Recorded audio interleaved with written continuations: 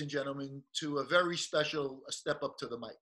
Special tribute to Edward Charles Ford, known by the baseball world as Whitey Ford, known as the chairman of the board, holds Yankee records for wins, 236, innings, 3,170, starts, 438, shutouts, 45, 6 World Series rings. We can go on and on. We'll talk about that in a little bit. But Whitey Ford passed away on October 8th. He passed away with his family around him. He lived on Lake Success, New York, which is out on Long Island. Kind of fitting, Lake Success, with 11 pennants and 6 World Series rings. He was 91 years old. We know him as a Yankee from 1950 to 1967. With those 6 rings, he was the greatest living Yankee. I could not think of 2 better people to share these memories with and this interview with than Mickey's son, Danny, and Billy Martin Jr. Gentlemen, welcome. Billy, let me start with you. When I say Whitey Ford, what's the first thing that comes to mind? World Series hero. I mean, a guy that pitched beyond his stuff. A guy that might not even be drafted in today's game of baseball, which is mind-boggling when you look at the fact that he pitched 146 innings in the World Series. Okay, there are starting pitchers today that don't pitch that in a whole season. That's how many World Series innings he pitched, and he pitched it to a 2.71 ERA. I mean, a guy that threw in the 80s, that, like I say, in today's system, in the new system where there's only going to be 20 rounds, Whitey Ford would have to get to the big leagues via independent league baseball. That's a great point. And you know what, Danny, quickly, we'll go to you. The iconic Mickey Mantle always spoke in reverence to his good buddy, Whitey Ford. Danny? Yeah, just like, what Billy was saying was, when I think of Whitey, I think right away World Series, because growing up, that's all you heard about, because the Yankees were in it quite a bit.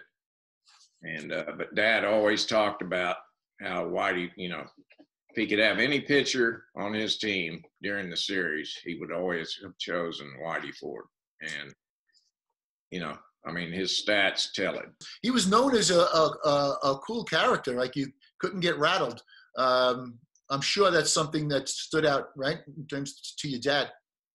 Well, and also you got to remember, Whitey wasn't a real big guy either. And so, like Billy said, I'm not sure what he threw, what his speed was, but he had all sorts of pitches. And so, he was just that type of pitcher, And like a Koufax, he could throw the hell out of the ball, Right. Whitey did it like a professor, he had every pitch, so he was just, it was that type of pitcher. Well, Billy, you pointed it out. That was your point, that he, nowadays the scouts are slaves to the radar gun. So if he's throwing in the high 80s, even though he had quite the repertoire, it would have been, like, just as you said, he would have to go through an independent league or something like that. That was a great point, if you can expand on that. Well, the draft's getting shorter, and scouts are being fired from teams all over baseball. And, there are a lot of teams that believe in analytics, that they can statistically and looking at a player's stuff through TrackMan or Rapsodo, which are these different services that look at the spin rate of a player's fastball or curveball or look at how much movement their fastball has or their curveball has. And it is great and interesting stuff. But Whitey Ford is absolute living proof that it's a lot more than velocity. It's a lot more than insane stuff. You know, Greg Maddux, who's a Hall of Famer like Whitey, was not a big velocity guy either. And so, you know, I wish the world would look more at guys like him, because you can't measure, to me, the most important analytics, which are right between a guy's ears. And like Mickey said, who do you want on the mound in that big game? You want Whitey Ford. You want the guy that surpassed Babe Ruth's record of consecutive innings pitched in the World Series scoreless. Whitey set the bar at 33 2/3 innings, scoreless innings. I mean, his ERA in 16 years of playing the game was a 2.79, but it was even better in the World Series against the best team, the best players in the brightest moment. And he is walking proof that we need to also take into consideration just how good a guy does his job at actually getting people out. That's a great point. And you know what? There's so many statistics. We'll sprinkle them in as we go along. But Danny, let me go back to you. As the human element, as you guys are pointing out, that's kind of getting lost in today's game. When you stop and think that they were such good friends, the three of them, and you know, Whitey was a New Yorker. He was born on the east side of Manhattan, and you know, he was a New York City kid. And just as I mentioned before, he grew up a Yankee fan, idolized Joe D. So he's a New Yorker. Danny, your dad was from Middle America, and you know, Billy, your dad was a Cali kid, right? So, but the three of them, they bonded like three amigos. No, Danny? Oh yeah, that's what people called them, you know. And so they were just, you know, those three guys. There were probably no three guys like them. I mean, they like to have fun, you know, they like to go out and things, but they took the game serious, you know, and they really wanted to win. And, you know, not just them, but I'm saying, you know, those three guys. And Billy, I mean, I tell Billy all the time when I talk to people about his dad, you know, because a lot of people just think of Billy Martin as a manager, you know. And I tell him, I said, man, do me a favor, go look at the 1952-53 World Series and just look at Billy Martin's stats. They're outstanding, and better than anybody on the team those 2 years. I mean, 52, you know, it was his defense. 53, he did it with his bat, you know. And it's just an amazing thing, you know, to think that, you know, those three guys, I guess what I'm saying is they were very clutch. It's really neat to look at those three guys because, like you said, they came from such different parts of the country. You know, here you have my father, who was so poor and born on the docks in Berkeley, but he was brash and brazen and outspoken and had to fight for everything he had. Then you have the middle America country boy, the Commerce Comet, big, strong freak of an athlete, but he was shy and more reserved and nervous to talk to Joe DiMaggio. And then you have the chairman of the board, the New York guy, the politician who could schmooze his way in anywhere. And the three of them together made such an awesome team. And they filled all these gaps for each other. And they fed off each other. And that's why, in my opinion, they were such World Series heroes. You know, they all played better than they really were in the World Series. And then that was all the postseason was back then. It was just the World Series, but they fed off each other, and it was neat because my father wasn't anywhere near them as a regular everyday player, but in those bright lights, he was going to hang with his best buddies.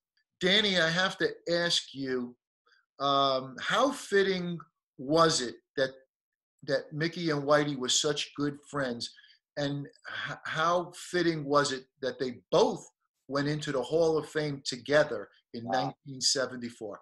Yes. That was huge. I mean, I can remember the excitement with my dad, and I think a lot of it was because he was doing it with Whitey, and that just meant the world to him, to both of them. And so, we took a bus from New York City up to Cooperstown. All the families were on the bus, and boy, I wish I had video of that. That was so great. Phil Rizzuto, everybody was on there, all their families. And, it was just a great time. And, that was a thing there. And, I wish Billy could have been in with him, And deservedly so. We've talked about this in the past, but when you think of the entire body of work between Billy Martin, the player, and Billy Martin, the manager, without question, he belongs in the Hall of Fame. Correct, Danny? Oh, for sure. And, I'm not, I'm close to Billy, and, Billy was like my uncle, or something. And, but you can ask any of the coaches or managers from all that era when Billy managed, every one of them will tell you that he should be in the Hall of Fame. And so, I mean, just look at the stats. I mean, look at what he did for teams that, lost 100 games the year before he joined, brought them to first, second place, whatever. It's just amazing. It was all about winning, and no one did it like those three and that team. And gentlemen, I'm going to give you the last word. Billy, let me start with you. Just give us a final thought on Whitey Ford, and again, we'll leave it at that. I really have three things I need to say. One is in response to what you just said. I want you to understand one thing. My father hired 2 spring training coaches in that year in 1977. Their names were Mickey Mantle and Whitey Ford. They came on and did a spring training coaching job. For maybe the first and only time they've ever done that, I don't know. So maybe there's some magic there. Never thought about that, Bill. Well, come on. I lost my hair thinking about stuff like that. Well, you're on a roll. You said you had 3 things. Go ahead. I do. In regards to the Copacabana,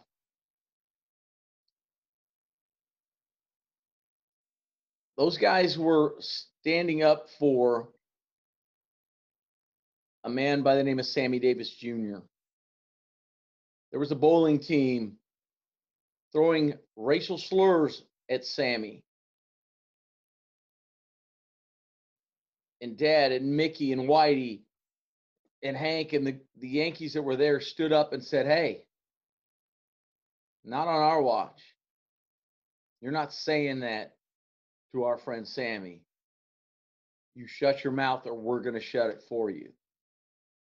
And that's what happened.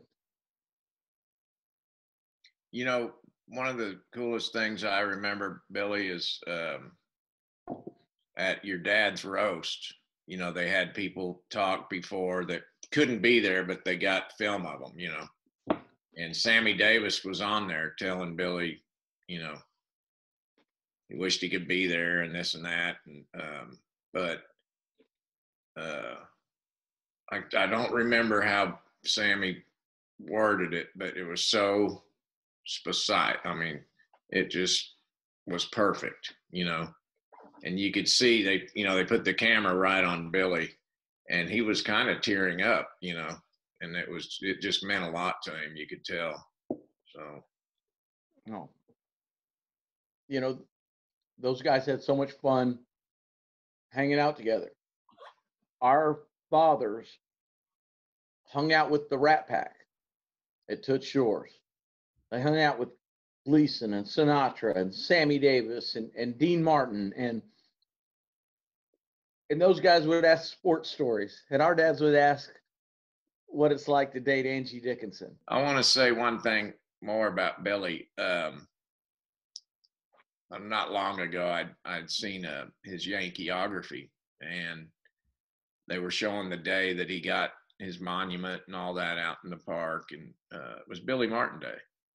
And so the last words, you know, what he was said on his speech was, "I may not have been the greatest Yankee, but I was the proudest." And that just hit me the other day. I was like, wow, you know, because it makes sense, you know. Because once he left the Yankees, you know, he was never the same player. You know, he wasn't happy anywhere, man. And like Billy said, you know, he goes to Oakland, turns that team, you know, managing, and turns it into a hell of a, you know, just a freaking great team. You know, the attendance went up by what, 2 million or something. So it was crazy, but that didn't mean anything to him. He wanted to get back to New York.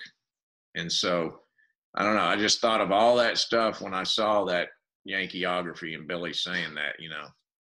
I actually kind of broke up on it because it was just, you know, it's so heartfelt, you know. Billy, you had a third point you were going to share with us? Absolutely. So when my father found out that he had been traded to the Kansas City Athletics, the Yankees waited until they were playing the Athletics the next day in New York to save money so they didn't have to fly him wherever. They pulled him in the office. They said, "You've been traded. You're getting dressed in the other locker room tomorrow. I'm playing for the other team." He was obviously devastated. He told his two brothers, Mickey and Whitey. They went out that night. Whitey happened to be pitching the next day. Now, obviously, those three amigos went out on a regular basis, but Whitey never went out the night before he pitched. He did this night. They drank. They cried. They went through it all. Whitey tells my father, second at bat, second pitch,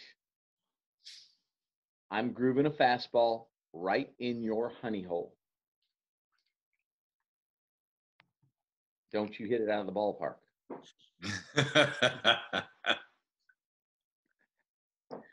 Well, needless to say, yeah, I won't.